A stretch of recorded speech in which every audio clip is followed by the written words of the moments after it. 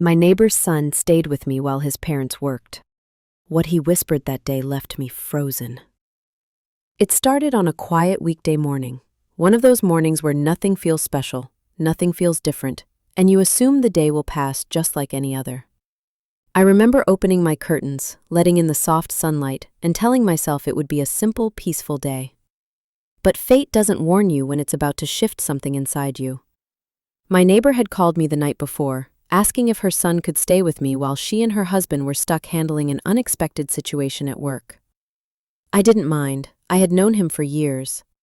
I had seen him grow from a shy, quiet kid into a confident, striking young man who carried himself with a softness that didn't match his looks. When he arrived that morning, he knocked lightly, almost too lightly, as if he didn't want to disturb my silence. I opened the door and there he stood, taller than I remembered, with an expression that held something unspoken, something I couldn't read. "Come in," I told him, stepping aside. He smiled a little, but his eyes lingered on me longer than they should have. Not in a disrespectful way, no. In a way that made my breath pause for half a second.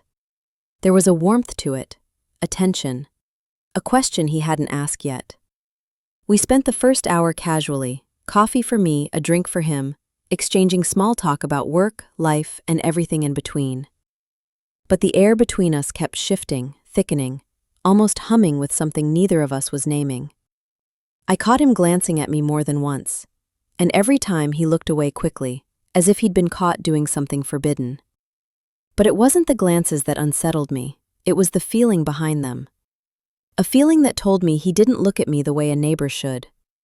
A feeling that whispered to me, quietly but unmistakably, he came here today with something on his mind. And deep down, I already knew it had nothing to do with his parents. As the morning stretched on, the house grew quieter. Too quiet. He sat across from me at the kitchen table, fingers drumming lightly on the surface, eyes drifting anywhere except directly at me. Something was pulling at him, I could feel it, the weight of unspoken words, thickening the air between us. "Are you all right?" I finally asked. He nodded at first, then shook his head slowly, exhaling as if he'd been holding something inside for far too long. "I didn't sleep much last night," he admitted. "Why not?" He hesitated, that dangerous kind of hesitation where a truth sits right on the tip of someone's tongue, trembling there, begging to be released. His eyes lifted and met mine fully for the first time that day. And the moment our gazes locked, my stomach tightened. His voice softened, lower, more vulnerable than I'd ever heard it. "Because I knew I'd be here, with you." The words hung between us, warm and heavy. I didn't move. I didn't breathe. A part of me wasn't even sure I heard him correctly. But he leaned back slightly, studying my reaction like it would tell him whether to continue or pull back.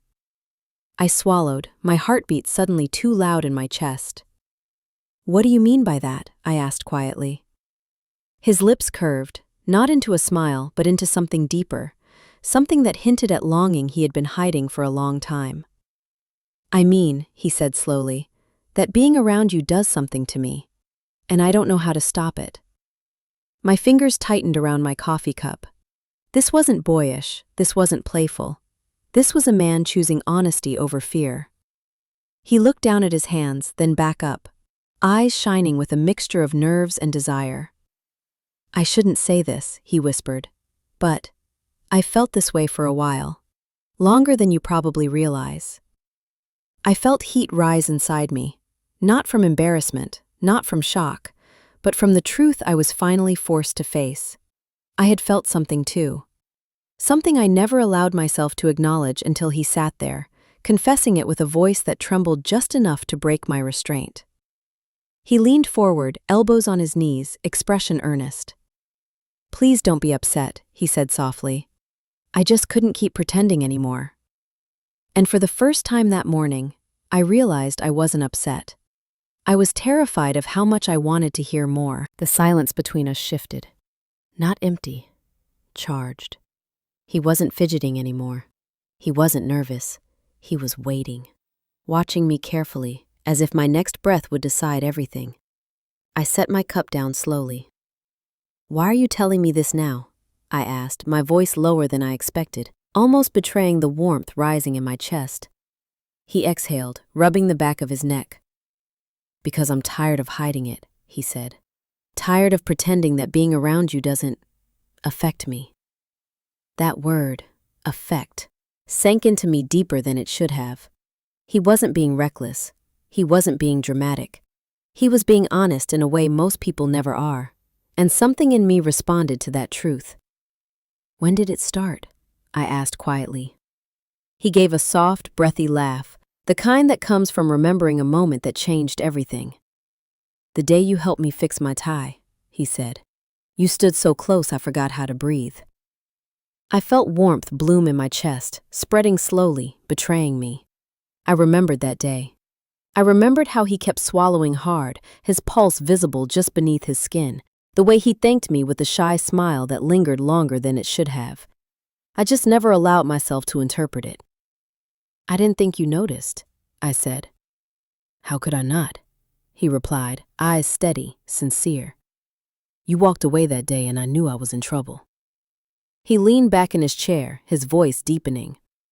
"I've tried to ignore it, I really have, but every time I see you, I feel it all over again."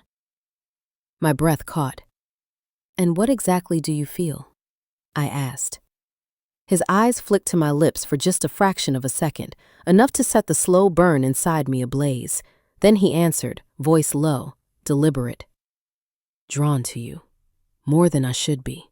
More than I can explain." My heartbeat thudded against my ribs. He wasn't boyish now. He wasn't uncertain.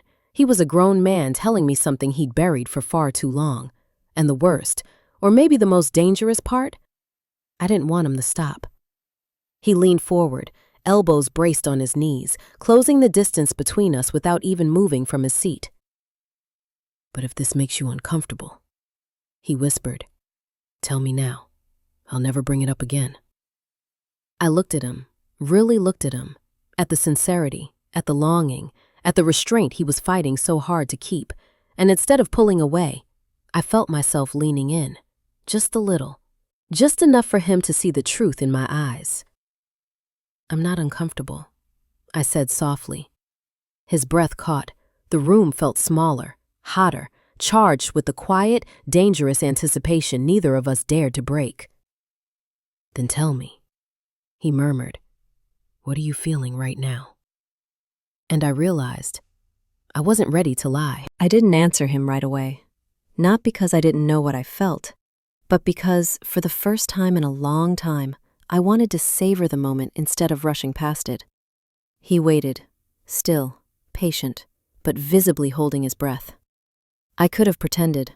I could have brushed it off with a laugh, redirected the conversation, or acted like I hadn't heard him.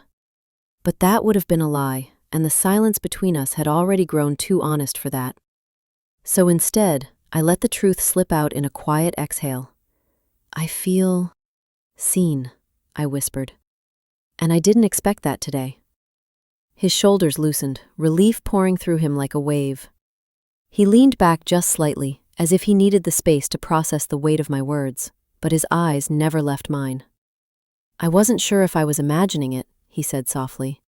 "The way you look at me sometimes, the way your voice changes when you say my name." I felt heat bloom in my chest again. "And what if you weren't imagining it?" I asked. That single line changed everything. He didn't touch me. He didn't rush toward me. He didn't ruin the moment with anything reckless. He just stepped closer, slow, intentional, and lowered his voice. "Then I'd say," he murmured, "that today wasn't an accident." The words sank straight through me, because he was right. The timing, the vulnerability, the way he lingered in the doorway as if waiting for an invitation he didn't dare ask for. None of it felt random. He paused, searching my expression one last time. "I don't want to make things complicated for you," he said gently. "I just needed you to know that being near you does something to me. And if you ever feel anything similar, even a little, just tell me." It was, unexpectedly, the most respectful thing anyone had said to me in months. No pressure, no assumption, just an open door. A slow warmth moved through me, the kind that softened something inside. So I did the only thing that felt right. I stepped closer too. Close enough for him to see the subtle smile tug at my lips. Close enough for him to understand I wasn't walking away from whatever this was. Today might not be the end of this, I whispered. Just the beginning. His breath caught. A quiet, rough sound, not of shock, but of someone who'd been waiting far too long to hear those words. He nodded slowly, eyes warm, voice low. Then I'll follow your pace, he said. As slow or as reckless as you want. And somehow, that promise, that patience, that heat buried beneath restraint, stayed with me long after he walked out my door. Long after the day ended. Long after the house grew quiet again. What he told me, how he looked at me, how he treated me like a woman he truly saw, it still lives inside me. And I know it always will.